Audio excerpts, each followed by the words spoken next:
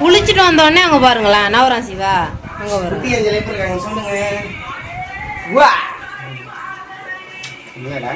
Dress நல்லா இருக்குங்க, நல்லா குவாலிட்டியாக இருக்குது, திக்னஸாகவும் இருக்குது. ஆமாம் என்னது போலாமா? ஊருக்கு போறேங்க. மாமியார் வந்து 2 நாள் ஆச்சு. நான் அந்த வேலை செட்டு வேலையை முடிக்கவே இல்லை. பாதிலே விட்டுட்டு போறேன். போயிட்டு விட்டுட்டு வந்தாலும் முடிச்சு கொடுக்கணும்னு நினைக்கிறேன். அதுதாங்க கிளம்புறேன். அப்படியே இந்த வேலை கண்டிப்பாக பண்ணலாம் வாங்க. கடையில் போட்டு இட்லியெல்லாம் வந்து சாப்பிட்டு கிளம்புறாங்க. மாமியார் வரப்போ ஃபோன் அடிச்சிட்டே இருக்காங்க. 2 நாளாக எனக்கும் வேலை ரெஸ்ட்டே இல்லையா. வேலைக்கு போனோம்னா ஒரு இடத்துல வேலையை முடிக்க முடியாது. சவுண்டு கேட்கல, இருங்க நம்ம ஃபர்ஸ்ட் ஏரியா விட்டு கிளம்புவோம். வந்தாச்சு. சிவா வேற வர வழி ஃபுல்லாக என் புதுசு சட்டை போட்டேன்னா பாப்பா அழகா இருக்கா, பழைய சட்டை போட்டால் கேவலமாக இருக்கா. இதே தான் திரும்ப சொல்லிட்டு வரேன். சிவன்யா வந்தாச்சுங்க வீட்டுக்கு. கிளம்பிட்டேங்க. மாமியார் தேங்காய் எல்லாம் எடுத்து வச்சுருக்காங்களா. குலதெய்வம் கோயிலுக்கு தான் போகிறாங்களா. எப்போவுமே போவாங்க. நாங்களும் எங்கள் குலதெய்வம் போயிட்டு வந்தோமா. இப்போ இன்றைக்கி மாமியார் போகிறாங்க. சரி அதான் அப்படியே போயிட்டு போகலான்ட்டு நானும் போயிட்டு வந்து திரும்பி விட்டுட்டு நான் போகணும். வேலைக்கு போகணும். யாருமே போகல என் வேலைக்கு. வேற போய் முடிக்கணும். வேற அவசரம் ஓடியாந்தான். வேற வழி இல்லை. அப்புறம் என்ன பண்ணுறது? எங்கள் மாமியார் வந்து குலதெய்வங்களுக்கு போகணும்னு சொல்லிட்டே இருந்தாங்க. ஏதாவது லாஸ்ட் வழியாக எனக்கு போய் ஆகணுமா. அதனால தான் பாருங்க அவங்க வந்துட்டாங்க. நாங்கள் வருஷம் போவாங்க. சரி இந்த வருஷமும் போவேணான்னு நினைச்சோம். கரெக்டா சிவாவுக்கு அடிபட்டு தடாங்களாச்சு. சரி கோயிலுக்காக தான் வர சொல்றது.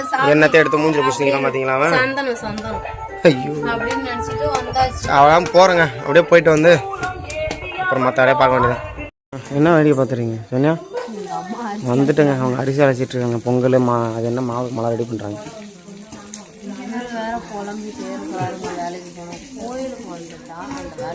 சத்தமா பேசலாம் கேட்க. கோயிலுக்கு வந்துட்டா அந்த வேலையை முடிச்சுட்டு தான் மற்றதை பற்றி யோசிக்கணும். அதுக்குள்ளே புலம்பிட்டே இருந்தாது தான் வேலை. ஏமா நான் பாப்பா வச்சிருக்கேன், பாய்ச்சி வச்சேன், இப்போ கதை விடுவா. அவங்க நீ வேலை செய்ய மாட்டேன்னு அவங்க கத்துவாங்க. புகை வருதுங்க பொங்கல் வைக்கிறதுனால. அதனால நான் பாப்பாவை தூக்கிட்டு இங்கே வந்துட்டேன். எங்கள் ஆய் ஊன்றாங்க என்னமோ பார்த்துட்டு. என்னம்மா இங்கே பாரு, சிவாவை என் கூட சுற்றுறான் பாருங்க. அங்கே உட்காரக்கூடாதுங்க. சரி கோழி பிடிக்கணுமா அப்போ அங்கே? ஐயோ என்ன மாட்டேன் ஏன் சமாளிக்க முடியலங்க. அதான் தூக்கிட்டு வந்து இங்கே பக்கத்தில் நந்தி பக்கத்தில் விட்டுட்டேன். மேடம் விளாண்டுட்டு நிற்கிறாங்க. என்னம்மா முடிஞ்சுங்க. வந்த வேலையெல்லாம் முடிஞ்சது. வளைச்சி சூடாக ஏற்றுனாங்க. எல்லா வேலையும் முடிச்சுட்டு வந்துட்டாங்க. இப்போ உள்ளே இப்படி ஏய் நீ போட்டு அசால்ட்டாக ஏனைக்கு எல்லாம் விட்டுருக்க பாப்பாவா மிதிச்சு போட போகுது. சிவன்யாவுக்கு இனிப்பே கொடுக்கூடாதுன்னு இருந்தேன். மினிமம் ஒரு 5 வயசு வரையுமா. அது அவங்களே மாவுளுக்கு எடுத்து டேஸ்ட் பண்ணுறாங்க. அவங்க மாற்றி சக்கரை பொங்கலை விட்டு விட்றாங்க. புரிஞ்சுதா? இறையர்கள் கிடைச்சதா அவங்க எல்லாருக்கும். அவ்வளோதாங்க. போயிட்டு வந்துட்டோம். ஐஸ் வாங்கி கொடுத்தா என்ன ஸ்டேஜில் பார்த்துறீங்களா அவனை சொன்னேன் பார்த்தீங்களா? சிவா பிறந்தப்ப நான் இங்கே ஒரு மாதலுக்கு மாமியார் வீட்டில் வச்சுருக்கேன்னு காமிச்செல்லாம் போன வாட்டி கொண்டாங்க பாருங்க. அந்த 6 வருஷத்துக்கு சேர்த்து இந்த கண்ணு எனக்கு 2 மாதுளை கொடுத்துருக்கு. இது சூப்பராக இந்த இடத்துல காய்க்கணும். வெயில் இல்லை. இது ஒன்று பிஞ்சு வச்சிருக்கு பார்த்தீங்களா? என்ன தான் கடையில் காசு கொடுத்தோம்னா நம்ம கார்டனிங் பண்ணுறதே ஒரு தனி சுகந்தாங்க. வளரல, பெருசாக மாட்டேது. காய் என்னமோ தெரியல. இது விதை போடும்போதே சாதா இதுதான் எடுத்து போட்டான்னு நினைக்கிறேன். நான் இப்போ கையில் எது கிடச்சாலும் முளைய வச்சுருவேன். இந்த ரகம்லாம் பார்க்க மாட்டேன். இந்த வாட்டி தான் எல்லாமே கொஞ்சம் வெரைட்டியாக அதை போட்டு முளைய வச்சு. இல்லை அதெல்லாம் காய்க்க 6 வருஷம் ஆகுங்க. சும்மா வளர்க்குறேன் ஆசைக்குன்னு போட்டு வச்சுருக்கேன். எல்லாத்தையும் அதை வாயில் வைக்கக்கூடாது. என்ன பண்ணுற? காட்டுப்பா பின்ன காட்டு. இன்னும் காய கொஞ்சம் தாங்க அரிக்கு லைட்டாக. அவன் சோகத்தில் ஐஸை பிடிங்கி தூக்கி போட்டுட்டான்.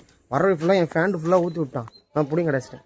அடுத்து எங்கள் அம்மா வந்து தேட்டு போனாங்க. அவங்கள போய் பார்த்துட்டு அடுத்து நான் கிளம்ப போகிறேங்க. அது வேலையை போய் முடிக்கலன்னு சொல்லி கத்துறானுங்க. போய் அதை முடிச்சு விட்டு வரும். தானும் எங்கெங்கே போய் தர்றாங்க. கடைசியில் படுத்து தூங்கிட்டு இருக்காங்க. ரொம்ப டயர்டாக இருக்காங்க. அதான் வந்தோடனே கிளம்புறேன்னா ஏன் போகிறேன் அப்படின்னு கேட்குறாங்க. போயிட்டு வரமா அப்படின்னு சொல்லிட்டு கிளம்புறேன். நான் கத்துனமா உள்ளே காணுமே கதை திறந்துக்கிறேன். பார்த்துட்டு உள்ளே வந்து பார்க்கல. வெளியே பார்த்துட்டு கத்திட்டு இருந்தோம் போய் எங்கேயா. சரி வந்துட்டுங்க. வந்து போயிட்டு 2 இடத்துல ஷெட்டு வேலையை முடிச்சுட்டு ஒரு இடத்துக்கு போய் வெளியே போகிறதுக்கு கல்லுலாம் இறக்கி போட்டு வெல்டிங் அடிச்சது. கண்ணெல்லாம் அப்படியே ஒரு மாதிரி ரெட் ஆகிடுச்சு. அப்படியே வந்து உக்காந்துருக்கேன். சாப்பிட்டேன். இட்லி சாப்பிட்டு எங்கள் அம்மாயிட்ட வர வந்துட்டேங்க. அவங்க வேற எங்கடா போனதுன்னு கேட்டாங்க. வந்துடுறம்மா முடிஞ்சளவுக்கு சொல்லிட்டு தான் வந்தேன். போக முடியல. அவங்களுக்கு நல்லா தான் இருக்காங்க போல. இருந்தாலும் கொஞ்சம் டயர்டாக பேசினாங்க. நாளைக்கு காலையில் போய்ட்டு இந்த வேலையை முடிச்சிட்டேன்னா போயிடுவேன். போயிட்டு ஒரு நாளாவது ஞாயிற்றுக்கிழமைங்க அவங்க கூட இருந்துட்டு திங்கக்கிழமை கிளம்பி ஒரு நாள். சிவாவுக்கு திரும்பவும் ஸ்கூலு 5 நாளில் தையல் அந்த இது ஸ்டாப்லரை பிரிக்கிறதுக்கு அவங்க வர சொல்லியிருக்காங்க. அதனால் அதெல்லாம் போக வேண்டியது இருக்குது.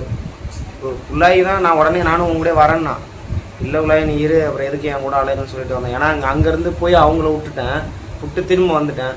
இப்போ நைட்டே போனால் பெட்ரோல் வேஸ்ட்டு, ரெண்டாவது அலைச்சில்லை நான். அதனால் நாளைக்கு கிளம்பி காலைல வேலையெல்லாம் முடிச்சுட்டு போனோன்னா நானும் போயிட்டு நாளைக்கு மதியத்துலேருந்து நம்ம அப்படியே இருக்கலாம். சண்டே ஒரு நாள் இருந்துட்டு திரும்ப இங்கே வரணும். அவ்வளோதாங்க. பாய்.